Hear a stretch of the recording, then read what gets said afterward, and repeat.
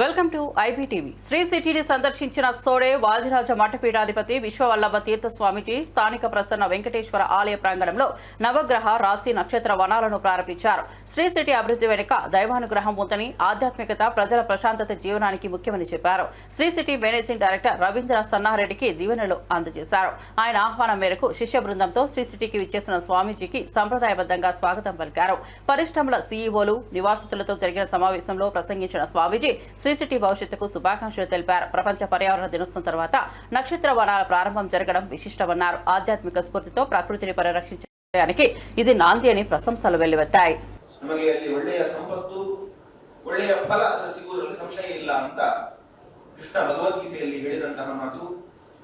ಆ ಕೃಷ್ಣ ಭಗವದ್ಗೀತೆಯಲ್ಲಿ ಹೇಳಿದಂತಹ ಮಾತಿನ ಅರ್ಥ ಆಗಬೇಕು ಅಂತಂದ್ರೆ ನಮಗೊಂದು ಎಕ್ಸಾಂಪಲ್ ಬೇಕು ಅಂತಾದ್ರೆ ಈ ಒಂದು ಸಿಟಿಗೆ ಬರಬೇಕು.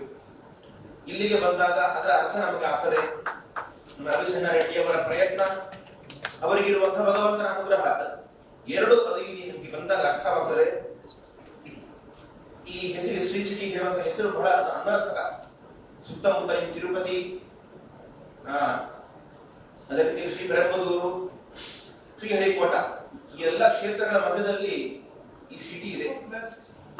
Ekadashi was reading, were also known as Ekadasi Swami. So it just happened. It's randomly picked up the date given to us. I didn't know at that time it was Ekadasi. Today, as you all know, it is Ekadasi and very auspicious. And today only after around 2 o'clock I was reading background and they say you were known as Ekadasi Swami in the beginning. Ekadasi Swami. Blessings to Sri City and Sri City community. We are so happy, Swami. You are the second pontiff to come here. Sankaracharya was here from Sacrament about before COVID. It was in 2020. So 2025 we have to wait 5 years for any other pontiff to come. We are also so blessed and auspicious. Today Swamiji is inaugurating our Navagraha Vanam, Rasi Vanam and Nakshatra Vanam. So in a business community, Tulsi itself is a rare commodity, but here we are so blessed to have all the nakshatras, rasis and the Navagraha plants, and also as I mentioned we also have Rudraksha plant here. So on Ekadasi day you are inaugurating, so it gives a lot of other positive energy.